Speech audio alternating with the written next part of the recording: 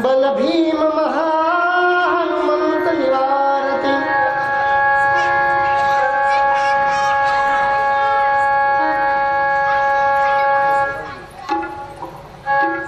सर्वमंगल श्री सर्वार्थ साधिके शरण्ये त्र्यंबके गौरी नारायणी नमोस्तुते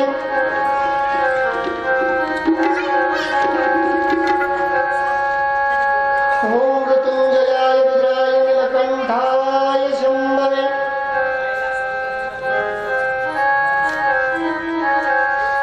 अमृतेशाय सर्वाय महादेवाय ते नमः अच्युतं केशवं विष्णु हरि मुरारी सत्यं जनार्दन हंसनारायणं चैवमेकम् पाष्टकनामं शुभं केशवं क्लेशनाशाय दुःखनाशाय माधवा श्रीहरि पापनाशाय मोक्षदायिका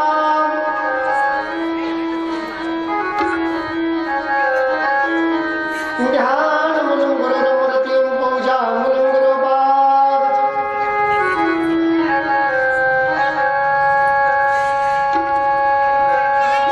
पूजा सत्यमन्त्र सत्यं सत्यं देवं निरञ्जनं गुरुर्वाक्ति सदा सत्ये अन्यतं शरणं पदं नास्ति तमेव शरणं मम तस्मात् कर्मभावेनं रक्ष रक्ष महेश्वरा श्री गणेशाय नमः श्री गुरुभ्यो नमः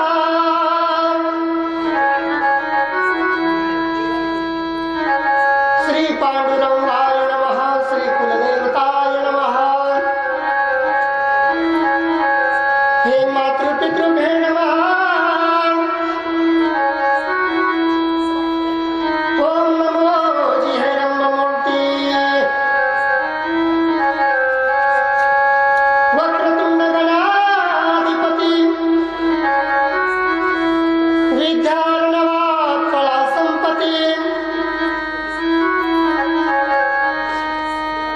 भक्त संकटवारी गजानना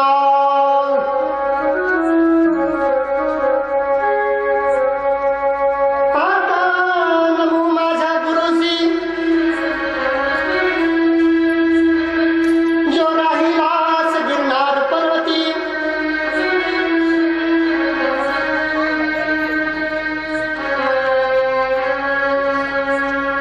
गुरु दत्तात्रेय म्हणून नमन माझे शारदेला जी अंतकरुणी सातवली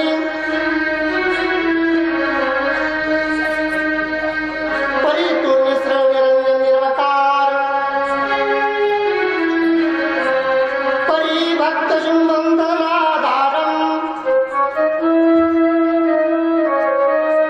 प्रेमी संभोनी मूर्ती साकार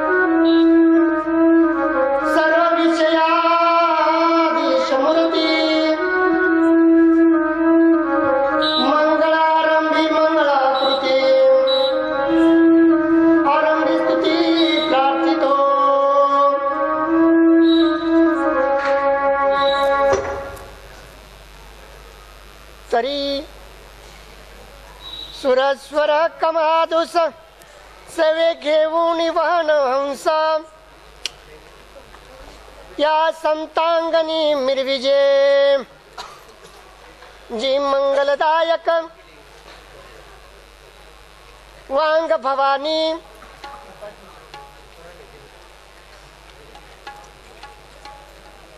चार्यत सूर्य सरितम ब्रह्मानंदनी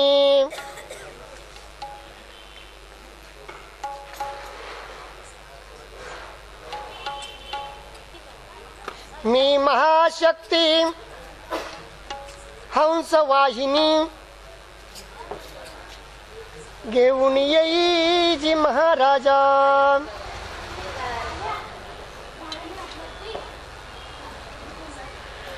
जिची आकृपी वाकुंडे दृष्टी वाचस्पती मिरवीची कोटी ती माय तुवे गोरटीम घेऊन येई महाराजा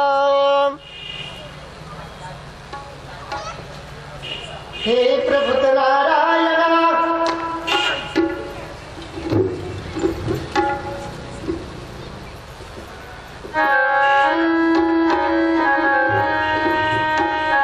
सकल सिद्धी पूर्ण पूर्ण पावे साईसा वनित वचना वरद मूल्य हस्त कंजना परशोरी ज्ञाना मिरवले मनी महाराजा कुलोत्तमा सिद्धी पावेल काव्य महिमा सिद्धी पावेल काव्य महिमा ऐसे बोलो सुशील धामा रसने स्थापवली सरस्वती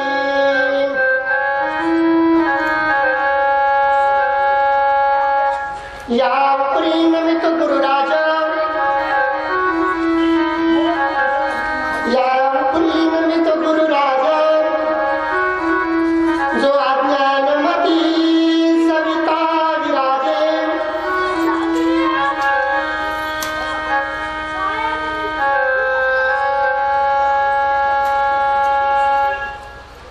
जो मोक्ष पदाते वरमुळी काजल तू माझ्या पाठीशी बसलेला आहे आणि या नाथ ग्रंथाला सर्व देवताला तू काय कर घेऊन ये सर्व देवी दैवताला पाचारण चालू झालेला आहे काल आपण कुठपर्यंत होतो हे मला बी सांगता येणार नाही त्याआधी श्री माझ्या गुरु माऊली जनार्दनाचं एक छोटस भजन काय वाजवायची बघा लाईट नसताना सुद्धा माझा स्वर तुमच्यापर्यंत आला की नाही ही त्या बाबाजीची दगडाची या दगडावर झालेली कृपा स्वर कुठपर्यंत मी जायला सांगा तसं तुमची टाळी माझ्या कानापर्यंत गुरु महाराज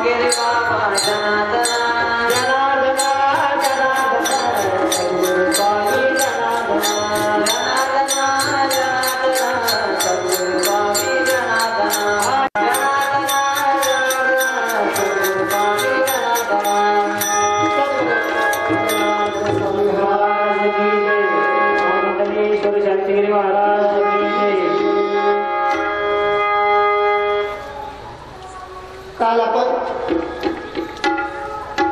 बारीक बारीक गोष्टीचा विचार केला नेमकी कसं आणि कोणाची मुलं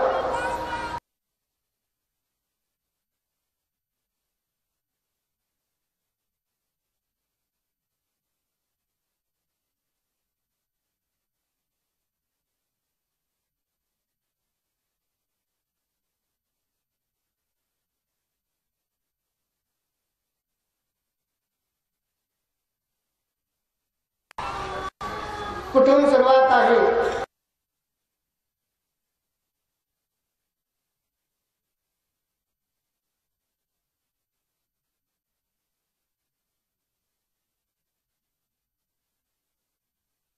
नावाने प्रगट व्हावं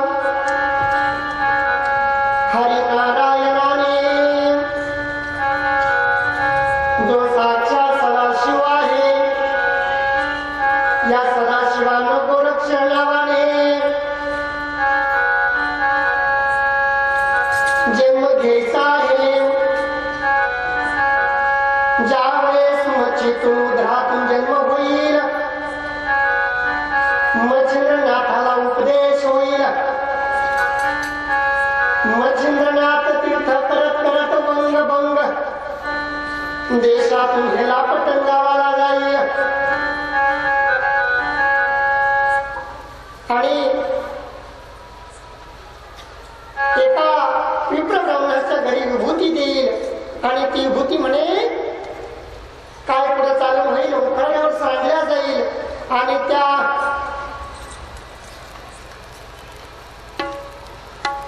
उखरड्यामधून जन्म म्हणून गोरक्षनाथ नावाने प्रगट व्हावं. त्याला सांगण्यास सुरुवात झालेली आहे. मला वाटतं आपल्याला आता फक्त 4च दिवस मधली एंट्री कडे बंद करावी. कुणीकडे? कारण मध्ये मध्ये डिस्टर्ब झाला थोडं पुढे मग सगळे लाईन हुकून जाते. काय बंद करावं म्हणाला कळतंय का? या गाड्या येणं आणि जाणं कमीत कमी 10 वाजेपर्यंत. हे गावकऱ्यांचं काम आहे. मायबापांनो, हा काही खेळ सोपा नाही. हा नाथांचा खेळ, हा नाथांचा दरबार.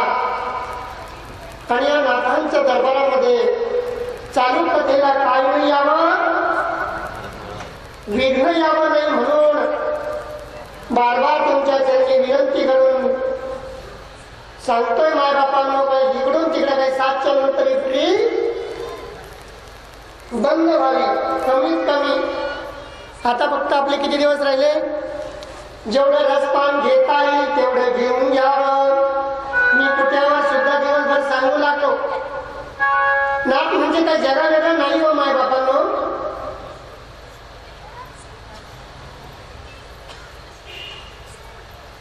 आणि एरवी आम्हाला काही सांगून जायचं आहे.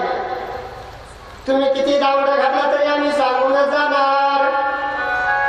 तुम्ही मायबापांना तिकडून दगड जरी मारले तरी आम्ही फुलं म्हणून समजून अंगावर जेलून घेऊनच कथा सांगून जाणार. ट्राय करून बघा, एखादा मारून बघा.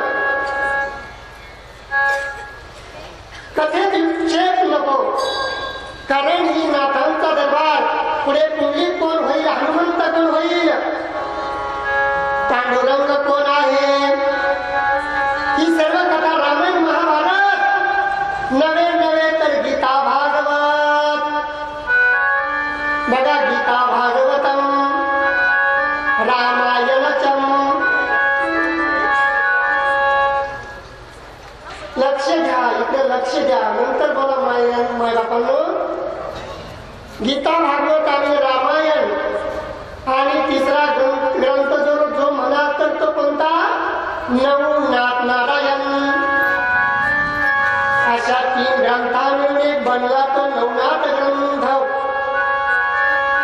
याच्यामध्ये सर्व सांगितलं गेलेलं आहे. रामाचं सुद्धा कार्य या नवनाथ ग्रंथामध्ये आलेलं आहे. म्हणून लक्षपूर्वक ऐकण्यासाठी आपल्या कथेमध्ये काय नाही व्हावं, विक्षेप न येता काम नाही. महाराज सांगू लागे कोणी आणि कसं. उद्धवाच्या सांगण्यावरून सभेवरून उद्धव सुद्धा बघा, जे आपल्याला माहीतच नाही, जे काही कळालंच नाही ते कळून घेण्यासाठी कथा.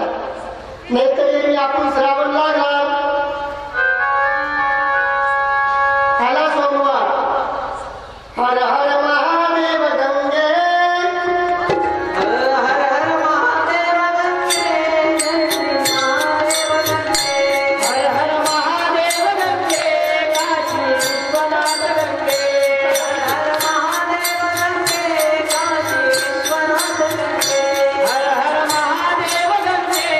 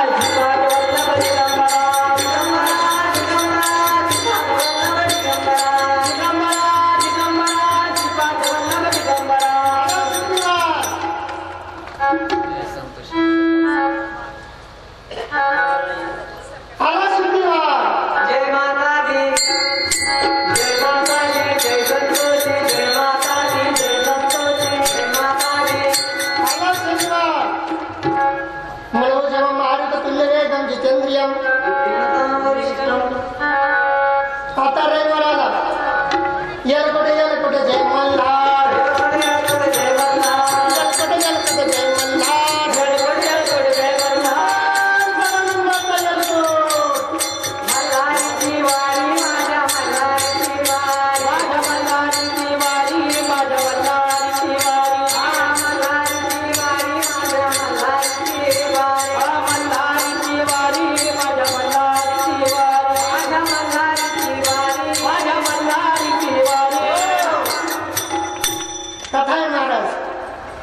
लगेच येईल वारंवार सुटन सगळं मंडपातून बाहेर जाईल लगेच येशीच्या. महाराज नाहीतरी आपले 7 वार चालूच आहे. मी इतकं सरळ सांगून जाईन मायबापांनो, कारण मला काही येतच नाही. हे सगळं आम्हाला ते बाबाजी बोलवतात दगडाला, या दगडाला. फक्त आता काहीतरी असं पाहिजे होतं का माता मावल्यांना एक रस्ता इकडून ना असं मागे बसते नाही का नाही. प्रत्येक वार प्रत्येक दिवस वेगळा वेगळा चालू होऊन जातो. आणि मग मी आत्ताच सांगितलं श्रावण मास लागला, प्रत्येक दिवसाला वेगळा महत्व येतो. परंतु या नवनाथ ग्रंथात सांगितलं कोणी आणि पुढं कसा जन्म घ्यावा. मच्छिंद्रानं कवी नारायण मच्छिंद्राचा अवतार घेऊन त्याचा शिष्य पुढे हरिनारायण गोरक्ष म्हणून व्हावं. ब्रहदा राजा पुढे यज्ञ करील, त्यामध्ये जालिंदरनाथाने जन्म घ्यावा. त्याचा शिष्य म्हणून काणिकनाथाने जन्म घ्यावा. प्रभुत नारायणाने अंतरिक्ष आणि त्या अग्निकुंडातून जन्म होईल म्हणून जालिंदरनाथ. हातीच्या कानातून ज्याचा जन्म होईल तो जालिंदरनाथाचा शिष्य आदरणीय आमचे परमपूजनीय काणिकनाथ बाबा.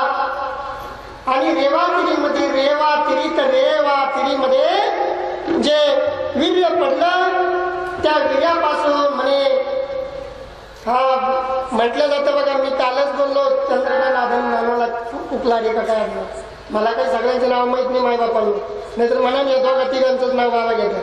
तसं काही शंका आणू नका, कारण घर घर आई घर घर बाप. तुम्ही सर्व माझे आई बाप आहात. ज्याचं नाव पटकन येतं त्याचं लगेच माणूस हा म्हटलं वाळूचे कण रगडीता. प्रयत्न केल्याशिवाय काय भेटत. वाळूचे कण रगडीता तेलही गळे. माऊली ज्ञानेश्वरांनी गोवी सांगितलं. ज्ञानेश्वरी मध्ये बघा मी काय बघितलेलं नाहीये, परंतु असं म्हणतात वाळूचे कण रगडीता तेलही गळे. म्हणे प्रयत्न केला जर ना तर ईश्वर तुझ्यामध्येच आहे. त्याला शोधण्यासाठी अंतर्बाह्य धुण्यासाठी नामाचा गजर करावा लागेल. लागो हरी नामाचा छंद.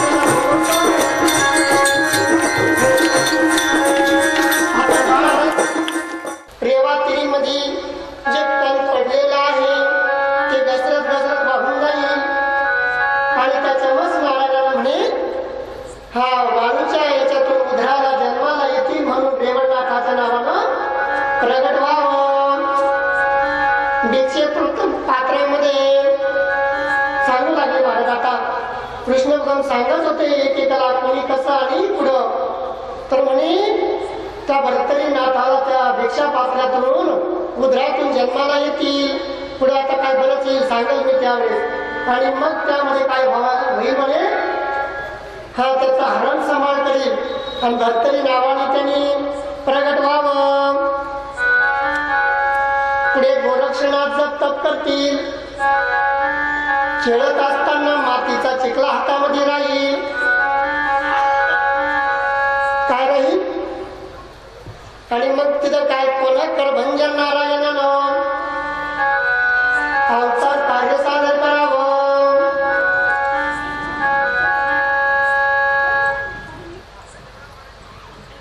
प्रत्येक गोष्ट कृष्ण भगवंत महाराज सांगू लागले समजावून. दुर्मिलाने चरपटीनाथाने पिपलायन नावाने प्रत्येकाचं वेगवेगळं ज्याचं पिपलायन आहे ते चरपटीनाथ पायभद्र नागनाथाने वडवृक्षाच्या त्या झाडामध्ये सापणीच्या उदरी जन्माला यावं. पुढं नागेशनाथाने प्रगट व्हावं. नवनाथांचं कार्य सांगत असताना सर्व देव मंडळी गण आदी सहित भक्तजन वाल्मिकानं तुलसीदास नावानं तर शुक मुनीनं कबीर नावानं व्यास मुनीनं जयदेव नावानं उद्धवाने नामदेव नावानं जामवंतने नरहरी व्हावं. बलरामाने पुंडलिक व्हावं. परंपरा बघा मी काल हीच परंपरा तुम्हाला सांगण्याचा प्रयत्न करत होतो. हनुमंताने म्हणे रामदास स्वामी व्हावं. कुब्जाबाई ही जनाबाई होईल. भगवान शंकर म्हणे ब्रह्मदेव आदिमाया निवृत्ती सगळेजण येणार आता ब्रह्म विष्णू महेश्वर. स्वतः महादेव सुद्धा निवृत्ती नाथाच्या तसेच स्वपंदाला मुक्ताबाई होईल. मामी ज्ञानेश्वराचा अवतार सांगितला मी स्वतः घेईल. बर का कृष्ण भगवान सांगू लागेल मी स्वतः ज्ञानेश्वर होऊन तुमच्या बरोबर तुमचं कार्य चालू लागेल. हाती घेईन टाळ खांद्यावरी विना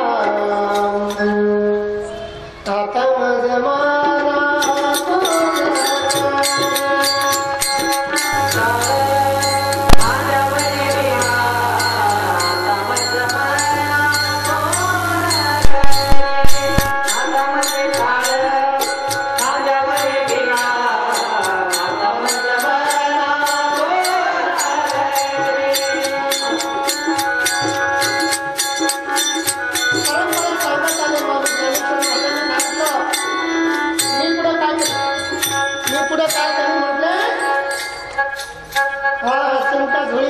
बाजूला ठेवी. कारण लोक पुढे लाजणार आहेत. या भगव्या कपड्याला लोक घाबरणार आहेत. तुमचं कार्य संपल्यावर स्वतः कृष्ण भगवान सांगू लागले मी ज्ञानेश्वर नावानं प्रगट होईल. आणि जेव्हा लोक लाजतील या कपड्याला घाबरतील जे लोक ही कार्य संपायला बंद व्हायला येईल तेव्हा मी काय करेल हाती घेईन टाळ म्हणायचं नाही. सोडदा खांद्यावरी विना आता माझ मन कोण करी. हा विना महाराज विना घ्यायला लावेल. बघा चिमट्याच्या जागी खांद्यावर विना येईल. भगव्या कपड्याच्या जागी एक सोहळा येईल. धोती वर भेटा बांधल्या जाईल. जोडी काय म्हणे दोन प्रकार सांगितले विनाला. एक झोळी आणि चिंता. आणि म्हणे जे वाजन नाथ बाजे काल भागे. गुरु गोरक्ष बालम गुरुशेष बालम शेषा हिमालय शशिखंड भालम जिन जन्म जालम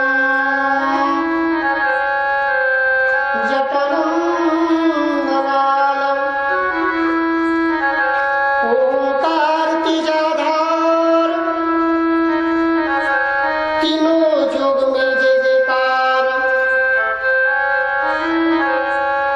नादबाजी काल भागी बघा नाद सांगितला बरं का विना मला विण्यावर बोलायचं आहे म्हणून एवढं बोललो नादबाजी काल भागी ज्ञान की टोपी गुरुकानी साजे पेटा घालून घेऊन मग कीर्तन करेल नाम मस्त कीर्तन वैष्णवाची जोडी पापी अनंत कोडी केली त्यांची आता म्हणे मी काय करील असं एक फेटा घालून घेईल आता काय कोणी मला नाव ठेवणार नाही कलियुगाचं वारस सांगू लागलं बरं का फक्त कथेतून उतरून आता काय सविस्तर चर्चा जी चालली ती चर्चा तुमच्यापर्यंत महाराज आपण आधीच बोलून गेलो का ग्रंथ आपण घरामध्ये खूप वेळेस वाचतो परंतु नेमकी काय आहे काहीतरी रहस्य महत्व कळावं सांगितलं का आता पुढे मी ज्ञानेश्वर नावाने प्रगट होईल आणि 31 वर्ष कार्य करून समाधी घेऊन टाकेल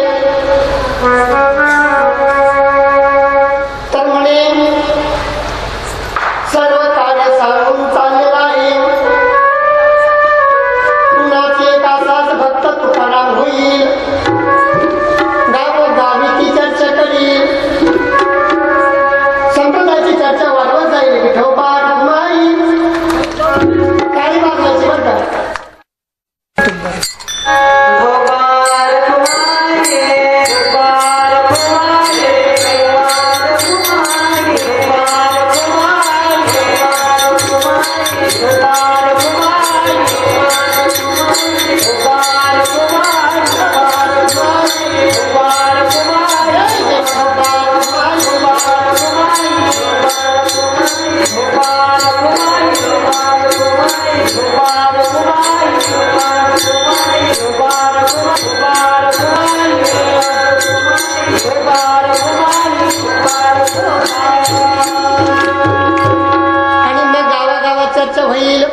कीर्तन होतील भजन होतील संप्रदायाचा महिमा वाढत जाईल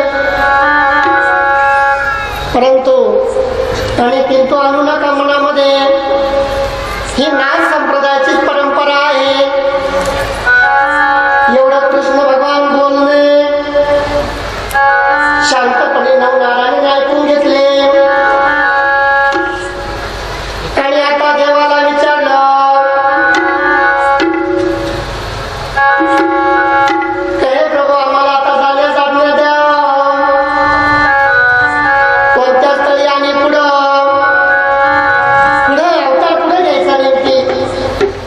जाण्याचा आदेश द्या प्रत्येकाला आदेश द्या तर कृष्ण भगवंत म्हणाले उभीचर वसू विमानातून येतील आकाश मार्गाने जात असताना एका उर्वशीला पाहून त्यांचे वीर्य खंचित होईल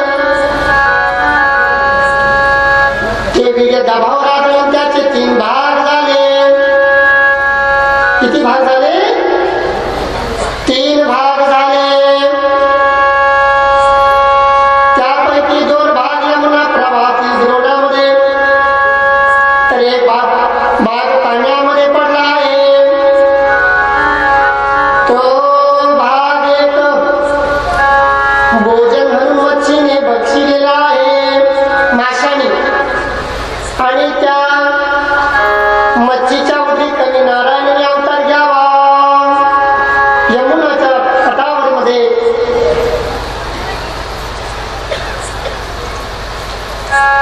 आणि मग म्हणजे जे 2 भाग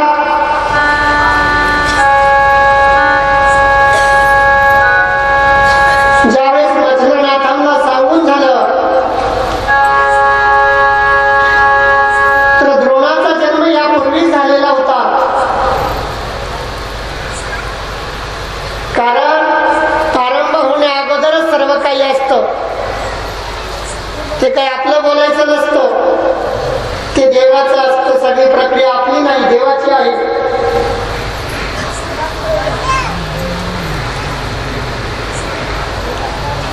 आणि मग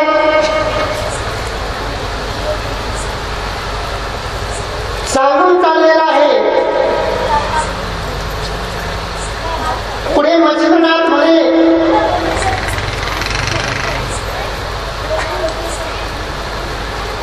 त्या मच्छिनीच्या उदरी जन्म झाल्याच्या नंतर त्यांनी काय करावं त्याची प्रक्रिया सांगितली, पुढे जावं कसं जावं असं सर्व 9 नाथांना त्याची जागा त्यांनी दाखवत चाललेली आहे. आणि आता आपल्याला आज पहिला अवतार तो मच्छिंद्रनाथाचा करून घ्यायचा आहे. इकडं काय झालं, सर्व सभा सांगून झालेल्या आहे, ज्याच्या त्याच्या जागेवर जाण्याचं सुद्धा निमंत्रण दिलेलं आहे. शुक्राचार्याच्या समाधीमध्ये हे सगळे 9 नारायण जाऊन बसलेले आहे. पुढं हो दैत्यगुरु शुक्राचार्य जे तेजस्वी महान तपस्वी आणि आपल्या जन्माची वेळ बघू लागलेली आहे, केव्हा आणि कसा जन्म घ्यावा सांगून झालं होतं. पुढे येईलच आता कोणाचा कसा, कारण आज सगळं सांगून दिलं, तुम्ही उद्या येणार नाही का घ्यायची आवडून आज सगळी कथा. गोविंदा गोविंदा देवकी नंदन गोविंदा गोविंदा गोविंदा देवकी नंदन गोविंदा गोविंदा गोविंदा गोविंदा देवकी नंदन गोविंदा गोविंदा गोविंदा देवकी नंदन गोविंदा गोविंदा देवकी नंदन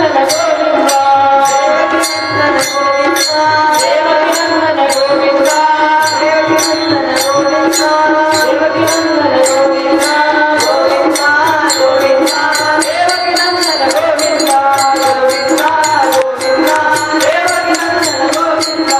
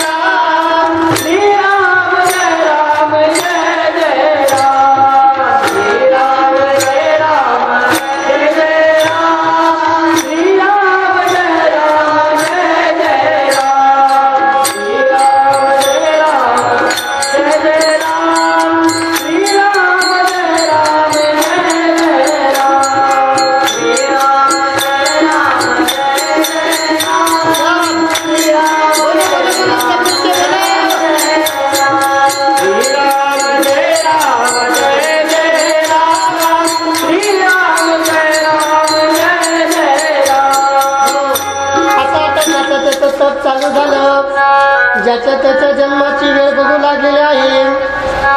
इकडं मच्छिंद्रनाथांचं कार्य पूर्ण करण्यासाठी आदिशक्ती माय जगदंबा बोलायचं नाही, शांततेत ऐका, विचार करायचा नाही, शांततेत ऐका, घरचा पण विचार करायचा नाही. नाहीतर कधी कधी काय होतं, आपण कथेला जातो, घरी बाई सुटला असेल, कोणाचा चारा खाईल का नो, पण या नाथांची कला अशी काहीच होऊन देणार नाही. आणि मुलांना बिलकुल काही बोलायचं नाही, कारण मुले ही देवाघरची फुले, सर्वात जास्त देवाला तेच आवडतात. त्यांनी किती दांगडा घालत्या काही होणार नाही, कारण धुरढार इकडून गाडी तिकडं, तिकडून गाडी इकडे झाली, आमचं लक्ष केंद्रित होणार. आणि मग इकडे अभिमाया शक्ती ती जगदंबा, हा बघा लक्ष देऊन ऐका, भोलेनाथ बाबा समाधीला बसले होते, समाधी साधना चालू होती आणि भोलेनाथ बाबा सदैव एक म्हणायचे रघुपती राघव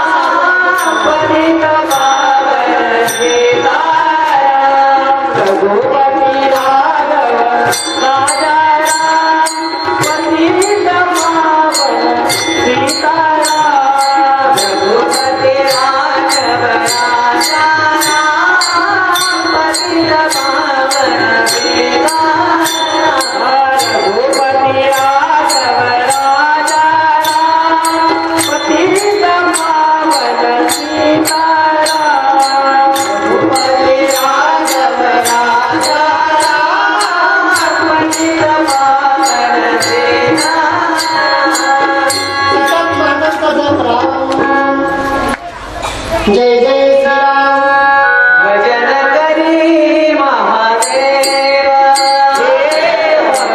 भजन करी महादेव श्री राम जय राम जय राम श्री राम जय राम जय राम श्री राम जय राम जय राम श्री राम जय राम जय राम भजन करी महादेव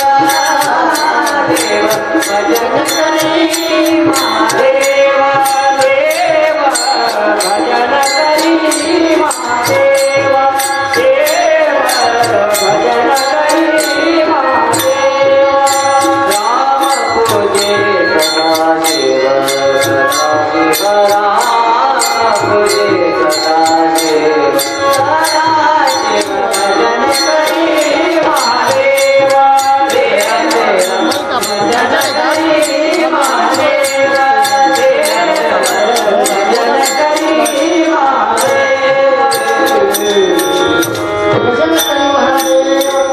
आणि मग ती पार्वतीला वाटे हा बाबा काय रोज जपतो. जगदंबा मा भवानी बघा त्या भोलेनाथाची अर्धांगिनी विचार करू लागली. तात्यात हे बाबा काय करत सगळ्या अंगाला भस्म लावून घेत कोणासंग बोलत नाही जास्त वेळ कोणाला देत नाही. क्या बाबा वाव. आणि हा बाबा नेमकी करतो काय हे अंगाला भस्म चोपडून घेत गळ्यामध्ये माळा घालून घेत समाधी लावून बसत. काय भजन म्हणतं कोणाला कळत नाही कोणत्या नावाचा जप करतो माहित नाही. त्या आईनं विचार केला आपण त्या महादेवाला विचारावं पती परमेश्वराला विचारावं नेमकी काय भानगड देवा. पार्वती माता त्या महादेवासमोर उभी राहिलेली आहे. आरतीचं ताट आणलेलं आहे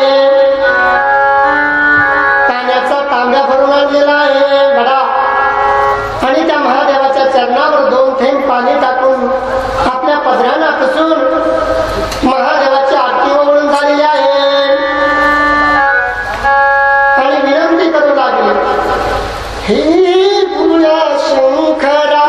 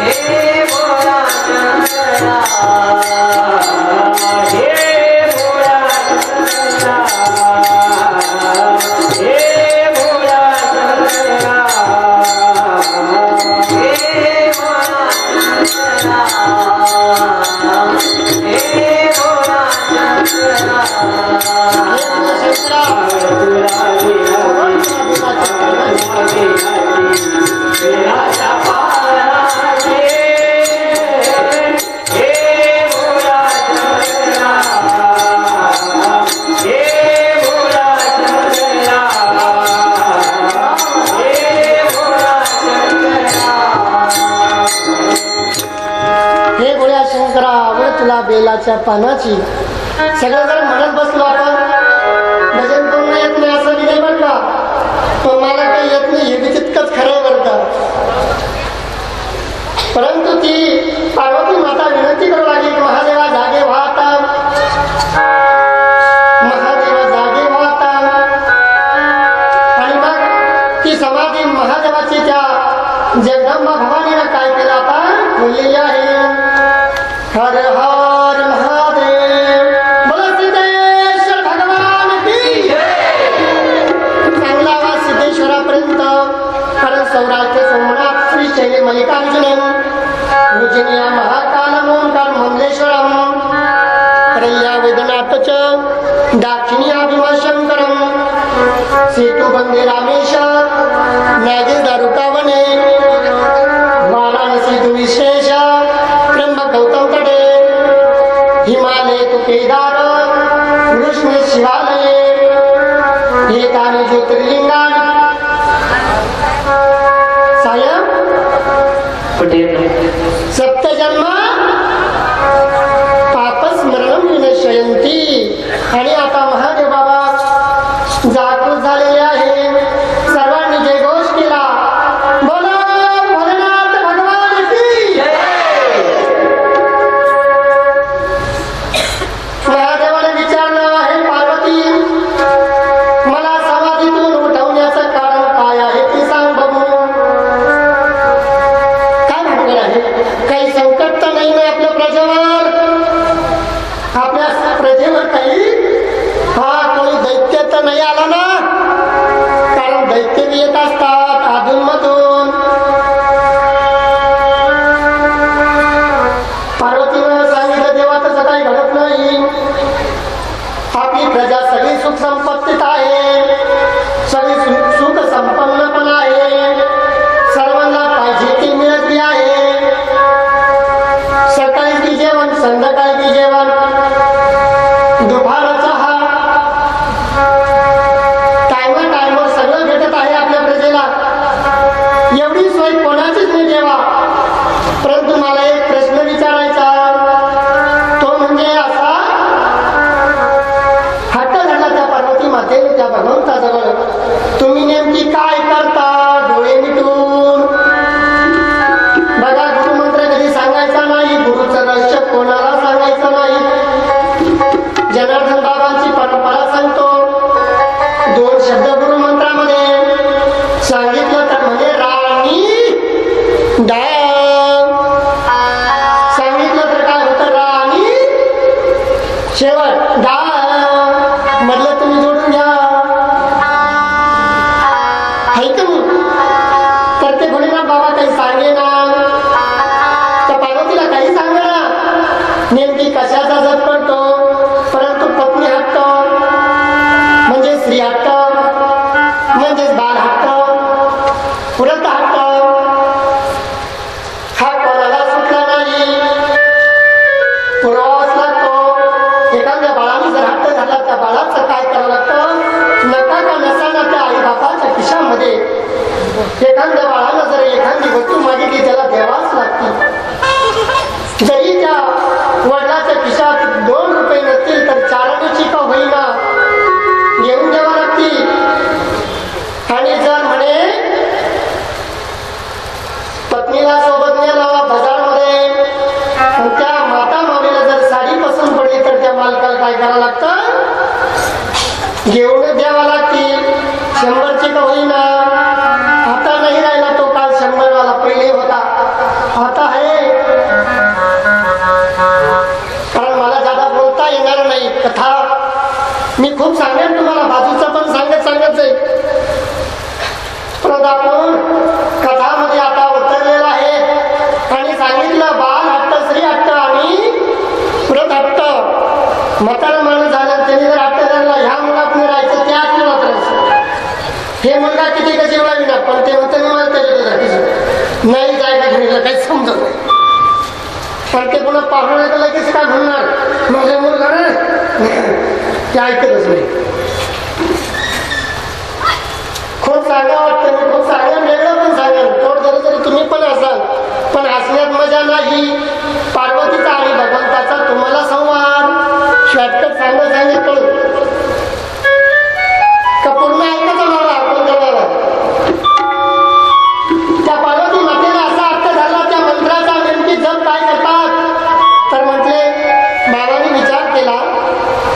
पत्नीला सांगण्यात काही गुन्हा नाही,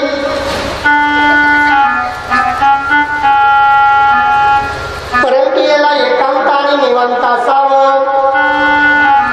गुरुमंत्र असा पुढे दिला जाणार. गुरुचा उपदेश काय आहे तो असा पुढेही सांगितला जाणार नाही. मग तर म्हणे आपल्याला काय करावं लागेल, नंदीवर स्वार व्हावे लागेल आणि यमुना तटावर जावं लागेल. हे पार्वती मी तुला सांगत, पण असं एकांत आणि निवांत स्थळ बघ. चित म्हणता पाखरू नको. आपण म्हणतो पण ऐकलं तर नाही ना बा. काही जर बारीक गोष्टी असल्या आपण चार लोक सांगत नाही, कुठं त्याला म्हणतो मी असं बोललो तिथं कोणीच नव्हतं. चित म्हणता पाखरू नव्हतं तरी बातमी कसं काय फुटली बा. कारण हे रस्त्यानं ज्या वेळेस रिटर्न येतो आणि येता येता नको बोलू का बोलू ती 40ची का होईना नाही, ती 40ची तर 20ची का होईना मारून घेतो आणि दांगडा करीत चालतं सगळ्या गल्लीनं. आज हे घेतलं उद्या ते घेणार, आज बाबा हे बोलला उद्या ते बोलणार. नाही, एकांत आणि निवांत असावं. म्हणून भजनाचं आणि कीर्तनाचं स्थळ सुद्धा एकांत आणि निवांत असावं. नाहीतर इकडून गाडी भूर तिकडून गाडी भूर.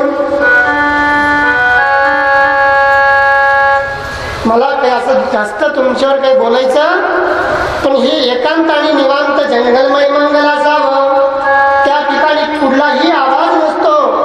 आमच्या या धारणखेडा नगरीमध्ये श्री क्षेत्र धारणखेडा तालुका कन्नड आणि जिल्हा औरंगाबाद या नगरीमध्ये एकांत आणि निवांत स्थळ आहे.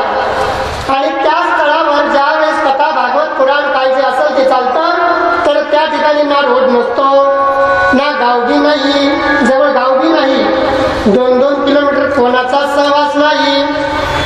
अशा ठिकाणी जंगलामध्ये ना तिथं रस्ते बी नाही. अशा ठिकाणी कथा चालती. कमीत कमी 20,000, जास्तीत जास्त 10,000.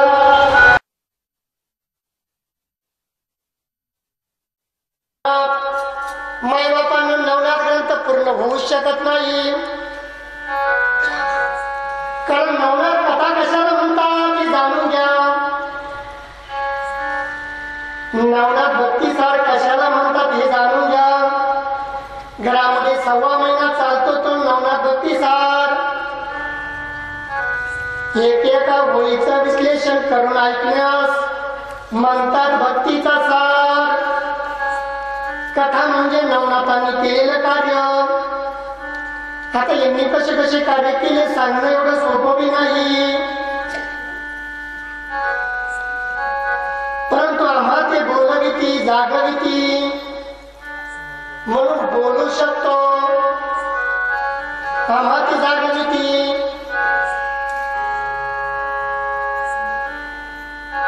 अन्यथा एवढं काही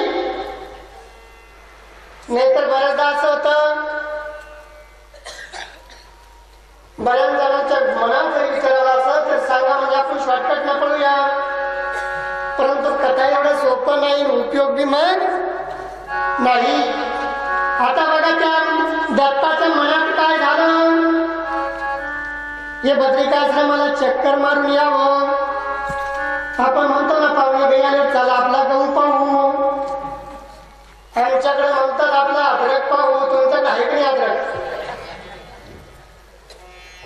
आणि मग ते 2 पाहुणे आपल्या अद्रकीला वा वा क्या बात आहे, लई भारी. कोणतं खत टाकलं, टाटा बिर्ला काय असेल नसेल त्या खताचं नाव सांगितलं जातं. देवाला देव भेटल्यावर काय सांगणार, काय विचारेल.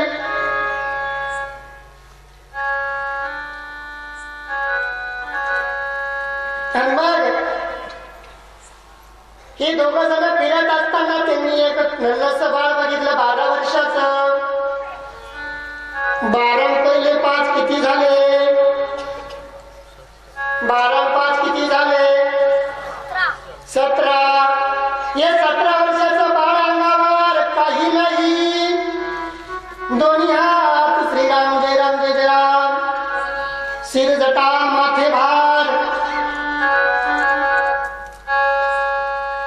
संस्कृत मध्ये शब्द आलेला आहे, गोरक्षे गुरु मच्छिंद्रम तमम महासिद्धम जगद्गुरु.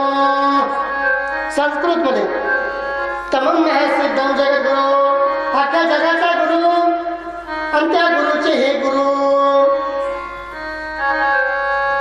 हे गुरु महाराज त्या दगडावर उभे आहे आणि या दोघा देवांनी बघितलं तर काय, परत निरंजन. देवा दत्तप्रभू विचारू लागले, हे महादेवा, या तुमच्या नगरीमध्ये हे कोण बाळ आहे? ठाऊक नाही मला, ओळखा बघू. ज्याचा आहे तो बरोबर ओळखतो. चुकीचं सांगितलं जातं, कीर्तनामध्ये सांगितलं जातं. समोरून फडकं लावलं, स्वतःच मूल ओळखत नाही. चुकीचं आहे मायबापांनो, ओळखल्याशिवाय राहत नाही. ज्याचंही त्याला ओळखलंच, त्याच्यात शंका नाही. काय ज्याचं आहे त्याला ओळखतं. दत्तप्रभूंनी अंतर्यामी होते, आपले नेत्रबंद केले, लगेच ओळखलं काय, कवी हरी अंतरिक्ष. हे तर कवी नारायण, हे तर मच्छिंद्रनाथ. क्या बात है. लगेच महाराजांनी आदेश केला, आदेश आला निरंजन, आदेश आला निरंजन निरंजन निरंजन निरंजन. प्रभूचा आवाज त्या नाथाच्या कानावर गेलेला आहे. निर्गुण निराकार. बघा, कौन देश से आई वैरागी, कौन देश तुम्हें जाना है,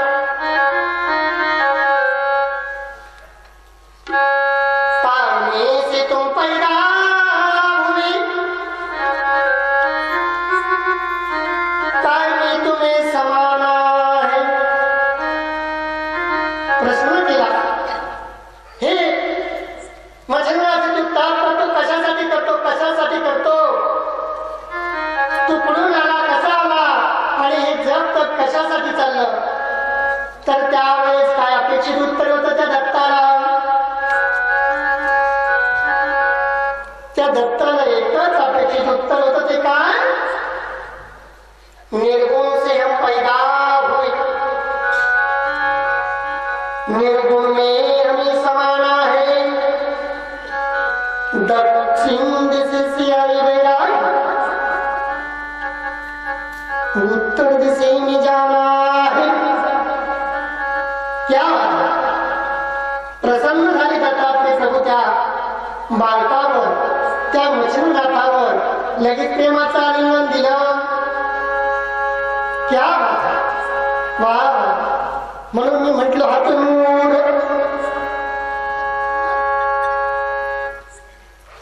बघा, बाळाला खांद्यावर कळवर घेऊन चुंबन चालू आहे. आश्चर्य वाटलं दत्तप्रभूला, एवढी तपश्चर्या कठोर करणारा बाळक. उत्तर देतो, निर्गुण में से हम पैदा हुए, निर्गुण में समाना है. दक्षिण दिशे से आई वैरागी, उत्तर दिशे जाना है. म्हणजे काय? निर्गुण म्हणजे काय, निराकार म्हणजे काय? 99% तुम्हाला ठाऊक आहे, सांगायची काही गरज वाटत नाही. परंतु हे नाथ लोक निर्गुण में से पैदा हुए, योनी संबंधातून ज्या ठिकाणी योनी येणार नाही अशा ठिकाणातून त्यांचा उदरनिर्वाह जन्म अवतार झालेला आहे. त्याला म्हणायचं निर्गुण निराकार. दक्षिण दिशा पुढीकडे तुमच्या गावची, दक्षिण दिशा आता इथं पुढे, ही समोर है. दक्षिण दिशे से आई वैरागी, उत्तर दिशे जाना है. आपण उलट केला तर काय? दक्षिणेकडून घेऊन दक्षिणेकडे सोडायचं काम चालू केलं. वापी जाऊन द्यायचं नाही. अशी पावन पुण्यभूमी मी पुढेच बघितलेली नाही. ज्या कथेचं तोंड दक्षिणेकडे असावं.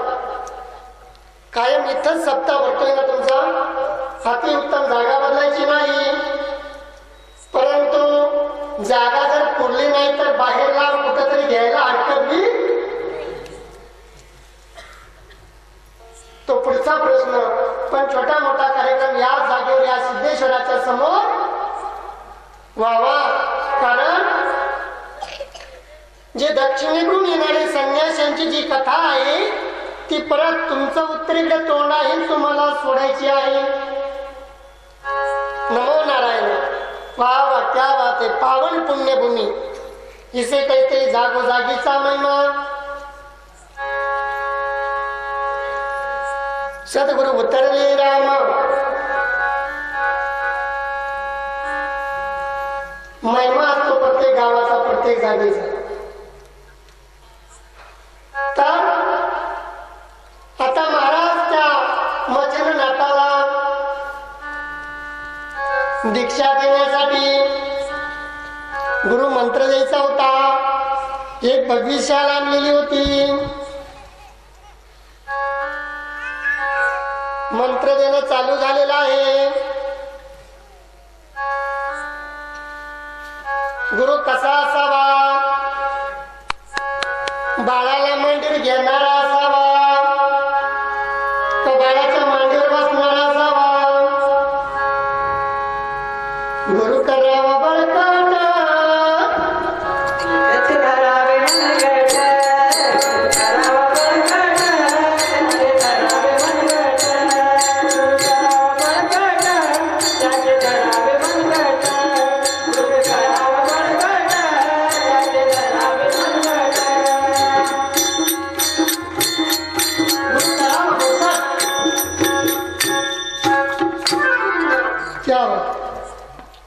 आता त्या महाराजांनी काय केलं.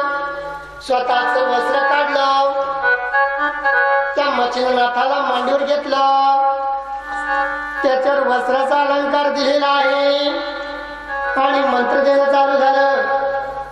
कोणी मंत्र शिकू नका. आगोरी विद्या या गावात चालू नका. मी मंत्र सांगतो तो पाठ करू नका. कारण या मंत्राची खूप अद्भुत कला आहे. सांगणं ही माझं काम आहे. शिकाल तर आवड व्हाल. यांकडे मांड तुम्ही रात तुम्ही शिकवले आठ गेला तुम्ही शिकवले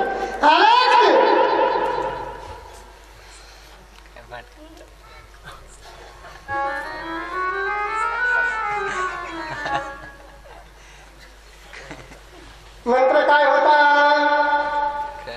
ओम नमः शिवाय. ओम नमः शिवाय. हर हर भोले नमः शिवाय. ओम नमः शिवाय.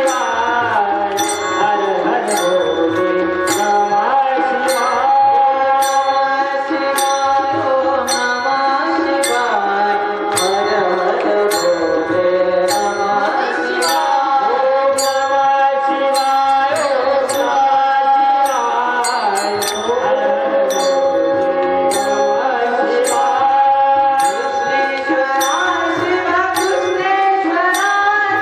हर हर भोले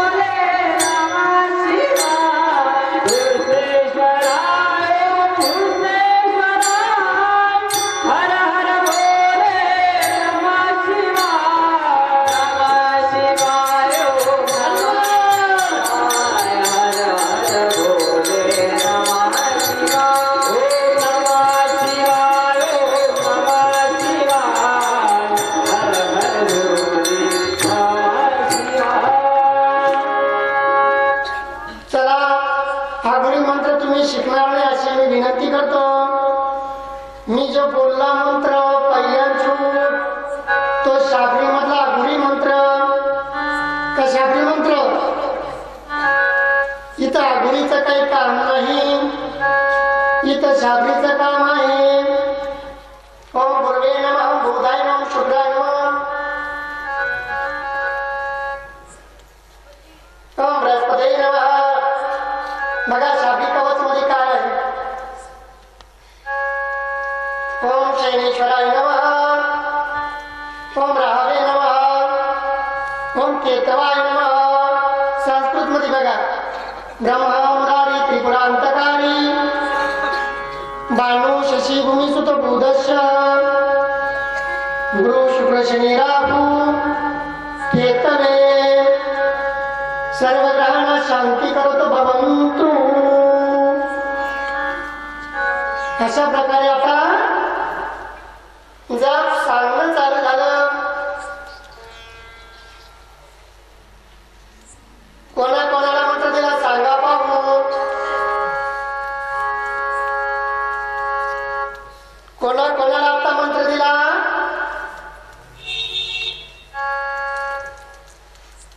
कोणाला मंत्र दिला. मच्छिंद्रनाथाने दत्ताला दिला का दत्ताने मच्छिंद्रनाथाला दिला. काय दत्तात्रेयाने मच्छिंद्रनाथाला काय दिला मंत्र दिलेला आहे. सांगितलं बाळा तुझी तपश्चर्या केली तर तपश्चर्याला मी प्रसन्न आहोत. सर्व त्या गुरुदत्ताने देवी दैवत 33 कोटी देवी दैवत बोलून घेतले. आशीर्वाद वरद रूपी देऊन टाकलं. सांगितलं बेटा आज से तुम्ही नाथ संप्रदाय का परिचय प्रचार करना आहे. तुला आता या नाथ संप्रदायाचा काय करावं लागेल प्रचार करावा लागेल. मग नाथ संप्रदाय म्हणजे काय. शिंगी शैली शिरजटा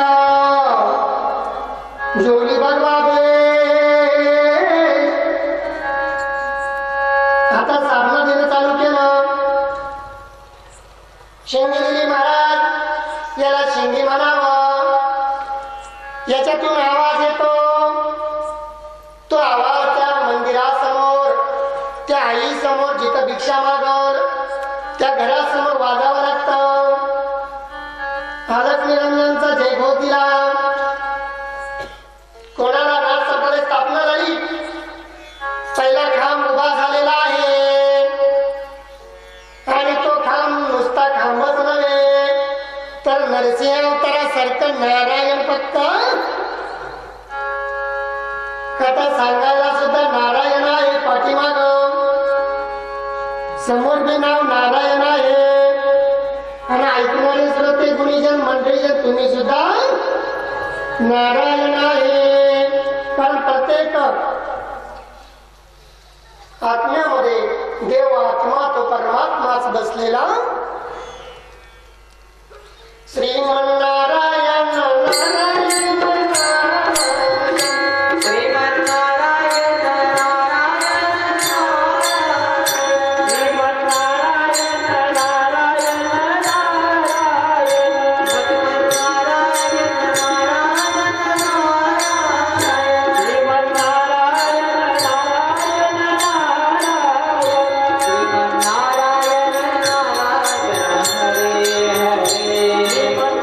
Hare